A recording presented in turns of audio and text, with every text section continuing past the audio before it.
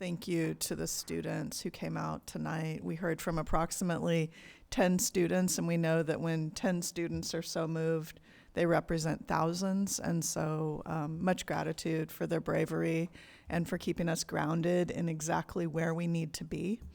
Responsively to some of the things that they shared, I wanted to highlight again some of the recent resources that we have made available, with the idea that these are organic and fluid resources that we will continue to add to as we hear from community, when we hear expressed concerns, when we learn from experts, and when we hear of other ways that we can be providing more clear support. So just to highlight a few things, on our district website, we have a landing page, Standing in Solidarity, Empowering Our Immigrant Students and Families.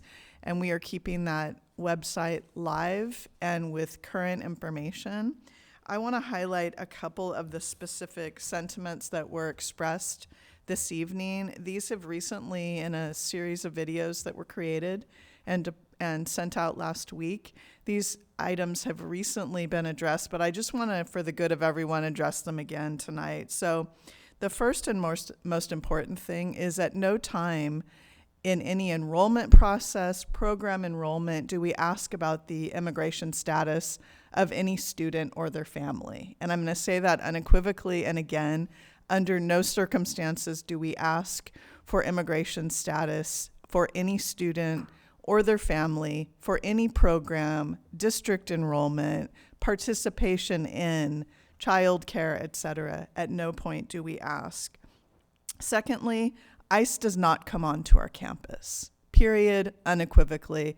There is no cause for ICE to come onto a campus for any reason, and our practices, our training of staff, and our protocols support exactly that, and we will continue to monitor as the need arises to change any part of the practice. But I want to make that a very clear and strong statement.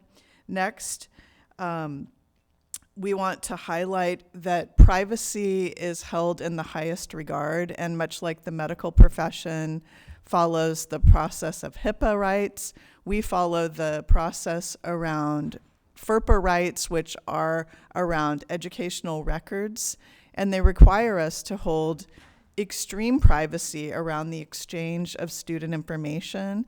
We would not exchange student information for any reason short of a parent or guardian directing us and giving us permission to do so. And in recent training with office supervisors and counselors and administrators, we've revisited that practice to not just include, that does not just pertain to information that is written, it pertains to information that is said. So we're responsible for the words that are shared, and we hold ourselves as employees in support and care of students and their families to the strictest level of privacy. Next, on our website, we have a number of resources where we are offering Know Your Rights presentations in partnership with community organizations, and we will continue to do so. That is a community ask and a need that we can respond to and fulfill. One of the resources that has come to our attention, and it was referenced tonight by students, was the term red card, which has clear rights and a message that could be shared around immigration enforcement. And to date, our district has produced 50,000 of those cards to be distributed to schools and community organizations with needs for them or desire for them. Those cards have also been produced in 14 different languages based on the needs that have arisen. So, having said all that, I also want to say that if there is a student or a staff member in our system who does not know that information, then we need to do better with sharing our resources.